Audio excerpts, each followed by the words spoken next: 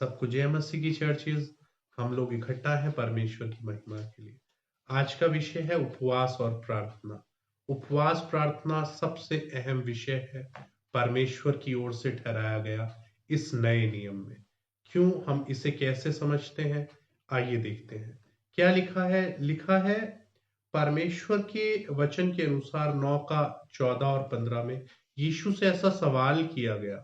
यीशु से पूछा गया, तेरे चेले उपवास क्यों नहीं करते, जबकि यूहन्ना के, फारसी के, सबके चेले उपवास करते हैं। यीशु ने बोला, देखिए बड़े ध्यान से इस बात को सुनने की जरूरत है। यीशु ने कहा, क्या दूल्हा उनके बीच होगा तो क्या बाराती उपवास कर सकते हैं? क्या वह शोक कर सकते हैं? जब दूल्हा उनके बीच नहीं होगा उस समय वो लोग उपवास करेंगे। यानी कि कहा क्या गया, यीशु के द्वारा बताया गया कि जब दूल्हा उनके बीच नहीं होगा तब तो वह बाराती शोक करेंगे। उपवास का मायना शोक करना। और आज वह समय है कि जो दूल्हा है वो हमारे बीच में नहीं है। ये सारा समय है उपवास और प्रार्थना का। इस बात पर चर्चेस बात करेंगे आगे। शोक करने के विषय में हम लोग देखते हैं क्या लिखा है 2 कुरिन्थियों उसके 7 के 10 के अनुसार, परमेश्वर भक्ति का शोक एक ऐसा पश्चाताप उत्पन्न करता है जिसके लिए बाद में पछताना नहीं पड़ता। और संसारिक शोक से मृत्यु उत्पन्न होती है। यानी कि जब हमें ये पता चलता है कि परमेश्वर भक्ति में हमें शोक हुआ, शोक किस बात को लेकर? अपने गुनाहों को लेकर शोक हुआ, अपनी जीवन शैली को लेकर शोक हुआ। जैसा हम परमेश्वर के सामने जीवन जी रहे हैं, आदतों, स्वभाव और चरित्र को लेकर शोक हुआ। तो हमने क्या किया? परमेश्वर भक्ति का शोक एक ऐसा पश्चाताप उत्पन्न करता है जिसके लिए बाद में पछताना नहीं पड़ता है ना। तो इस बात को हमें समझना होगा कि ये शोक जो अंतिम समय के लिए ठहराया गया, इसे हमने अपने जीवन में बड़ी गंभीरता से लेना है। इस बात को इस तरह से समझिए, 7:17 के 21 के अनुसार मत्ती ऐसा बताता है, उपवास और प्रार्थना से वह जाति चली जाती है। यानी कि उपवास और प्रार्थना मनुष्य की आत्मिक उन्नति होती है। उपवास प्रार्थना के द्वारा, उपवास प्रार्थना के द्वारा वह जाति भी चली जाती है जो और किसी रीति से नहीं जाती। यानी वो अशुद्धताएं मनुष्य के जीवन से चली जाती हैं। जो अशुद्धताएं जैसे क्रोध, व्यभिचार और स्ट्रॉन्गेस्ट स्पिरिट, है ना, झूठ बोलना, चालाकी, घमंड, अहंकार, उन सारी स्पिरिट से जो मनुष्य को ऐसे जकड़ कर खड़ी हुई है, उपवास प्रार्थना से मुक्ति होती है, छुटकारा होता है। उस अंधकार की सामर्थ्य की ग्रैब से मनुष्य छूटता है। क्यों? क्योंकि वो तेज जीवन पर उतरता है। इसे इस तरह से समझते हैं। देखिए, उपवास प्रार्थना किसी व्यक्ति ने, किसी घराने ने ठहराई, ठीक है।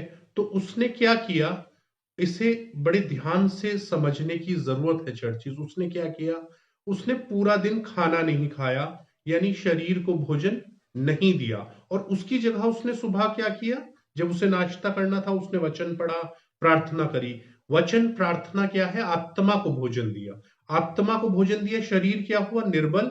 और उस समय आत्मा को भोजन मिला, आत्मा मजबूत हुआ। दोपहर को जो उसके भोजन का समय था, या पूरा दिन ही वो आत्मा को भोजन देता रहा। उपवास, प्रार्थना, संगति, संगति परमेश्वर की इबादत, वो प्रार्थना, वो परमेश्वर में हमारी आत्मा का भोजन है। वो भोजन जब आत्मा ने खाया, आत्मा मजबूत हुआ पूरा दिन, है ना। और शरीर क्या हुआ? जब आपने देखा है कोई बच्चा जब उसका पेट भरा होता है, जब हम मनुष्य का पेट भरा होता है, उसे बहुत सारी दुनियावी खुराफात सूझती है ना। लेकिन जब वो पेट खाली होता है तो उसको क्या रहता है? मुंह पर एक उदासी छाई हुई रहती है। वो ही उदासी, देखिए इस बात को आगे इस तरह से समझिए। जब हम लोग उपवास करते हैं और उपवास में शरीर को भूखा रखते हैं, शरीर का भोजन, रोटी, पानी, जो भी कुछ है जो शरीर को बल देता है उसे नहीं देते, वरन आत्मा को भोजन देते हैं, तो क्या होता है? आत्मा मजबूत और हमारा शरीर कमजोर होता है। जब इस साइकिल को बार बार दोहराया जाता है, उपवास, प्रार्थना,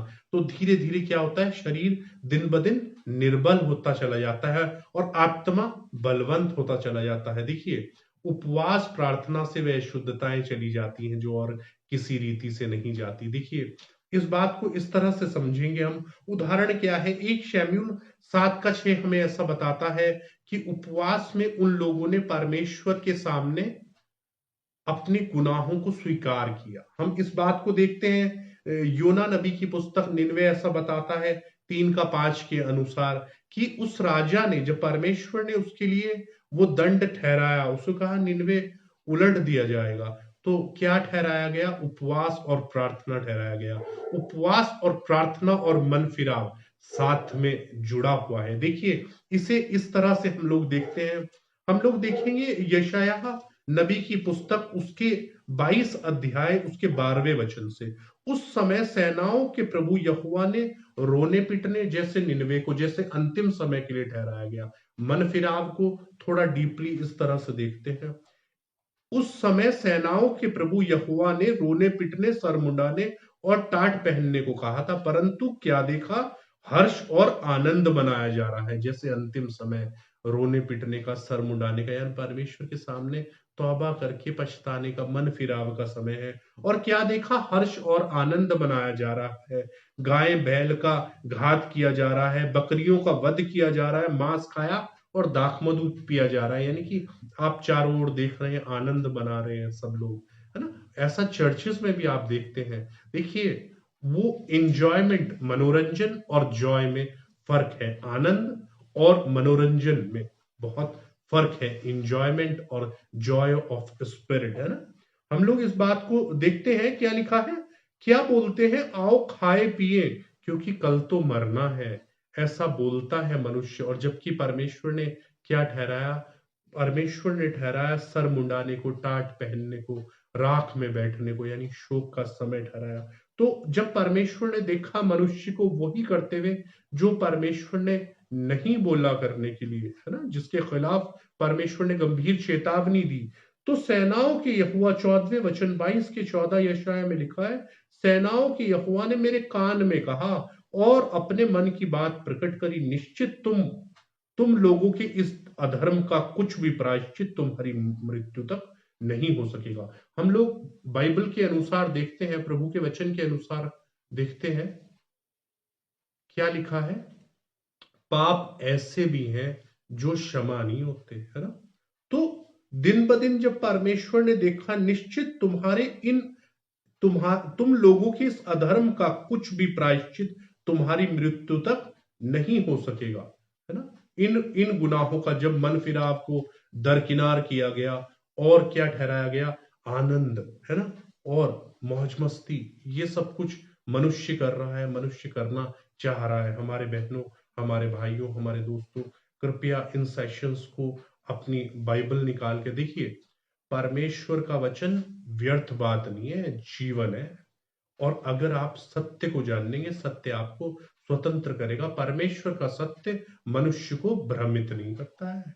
देखिए, इन बातों को हम देखते हैं। क्या लिखा है? कुछ उदाहरणों से हम समझते हैं। हमने देखा उदाहरण योना का, हमने देखा। अब एक उदाहरण देखते हैं हम यहोशापात राजा, जो यहूदा के राजा थे, उनके विषय में लिखा है 2 इतिहास 20:3। देखिए, 20:3 से ये शुरू होता है। क्या लिखा है? यहोशापात इजराइल के राजा के विषय में, उन्हें यह पता चला कि हम पर सेनाएं आक्रमण कर रही हैं, तो राजा ने क्या किया? 20:3 के अनुसार लिखा है, तब यहोशापात डर गया और यहोवा की खोज में लग गया और यहूदा में उपवास का प्रचार किया, ना? उपवास का प्रचार किया और यहूदी यहोवा से सहायता मांगने को परमेश्वर के पास गए। और जब उन्होंने परमेश्वर के सामने सहायता मांगने के लिए गिड़गिड़ाए, याचना करी, विनती करी, तो परमेश्वर ने उस सेना के लिए उन्हें कहा कि बिना युद्ध करे तुम परमेश्वर की सामर्थ को देखोगे। और बिना युद्ध करे वो लोग मार डाले गए, और वहां से, जिस सेना से वो लोग डर रहे थे, उस सेना की लूट बटोरते बटोरते उन्हें 3 दिन निकल गए। इस बात को हम लोग गंभीरता पूर्वक समझे। देखिए, जब सहायता मांगने के लिए वो लोग परमेश्वर के पास गए, उपवास में बैठे, तो क्या हुआ? वो सहायता यहां तक मिली उन लोगों को कि जो लोग मार डाले जाने वाले थे, वो लोग उन्हीं लोगों की लूट को बटोर रहे थे।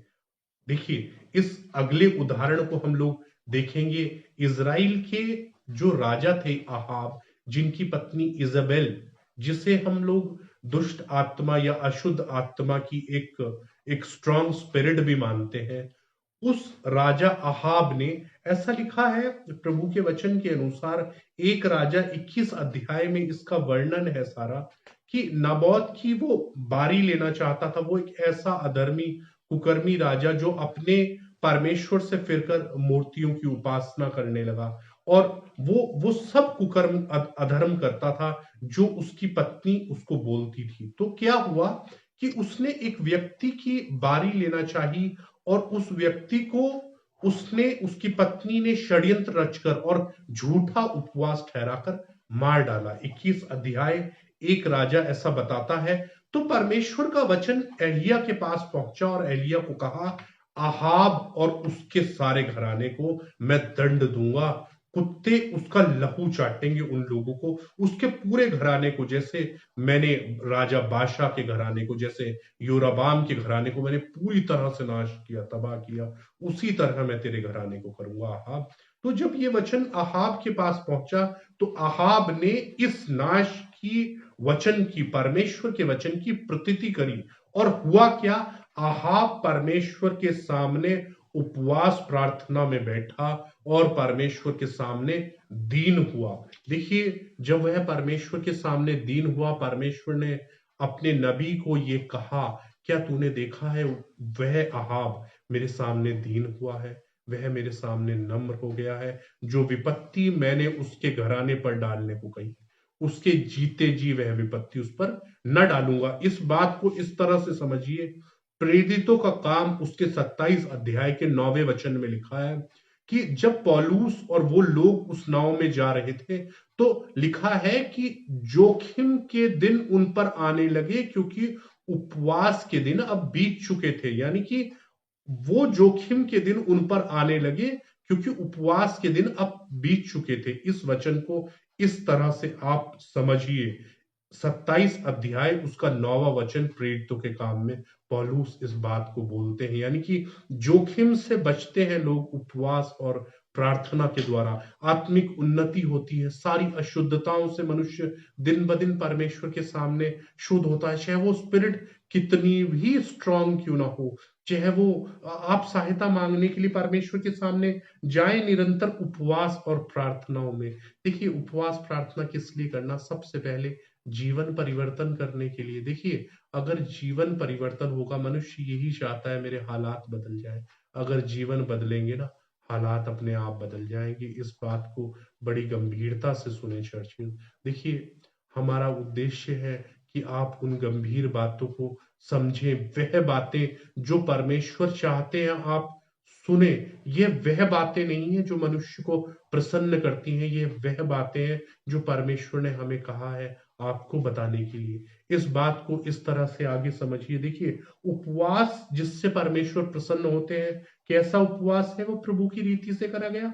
सबसे पहले मत्ती 6 अध्याय उसके 16वें वचन के अनुसार लिखा है, जिसमें पाखंड नहीं होता, सर पर तेल लगा है ना, और मतलब परमेश्वर उस बात को जाने कि तू व्यक्तिगत रीति से उपवास कर रहा है, ये इस बात के लिए नहीं है। देखिए, इस बात को इस तरह से समझे।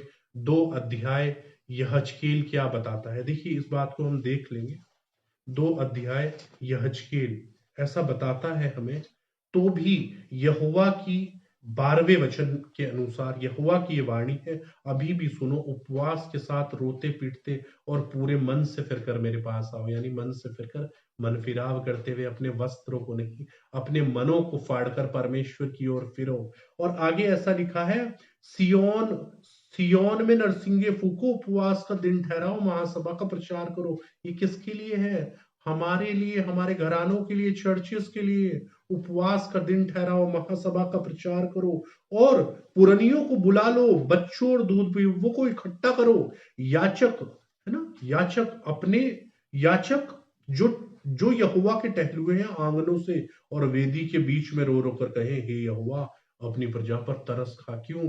क्योंकि प्रजा परमेश्वर के विरुद्ध बेशुमार रीति से चल रही है। चर्चेस, आप चर्चेस में देख रहे हैं, देखिए अगर एक चर्चेज में 100 लोग हैं और वो सब लोग शारीरिक जीवन जी रहे हैं, तो बचा हुआ उनमें से कोई भी नहीं है। वो सच्चा मन फिराव परमेश्वर के सामने करना होगा, इस बात को समझिए। देखिए क्या लिखा है, एक अध्याय योएल नबी की पुस्तक ही ऐसा बताती है, उपवास का दिन ठहराओ, महासभा का प्रचार करो, पुरनियों को वरन देश के सब रहने वालों को परमेश्वर के भवन में इकट्ठा करो, और उस दिन के कारण हाय, क्योंकि परमेश्वर का दिन निकट है। यह परमेश्वर का जो दिन निकट है, उससे पहले की विधि है। आप इस बात को समझिए, जब दूल्हा उनके बीच नहीं होगा, वो लोग उपवास करेंगे। आप देखते हैं 2 अध्याय प्रेरितों का काम में, वो लोग परमेश्वर की पवित्र आत्मा को पेंतिकुस्त के दिन उन लोगों ने पाया।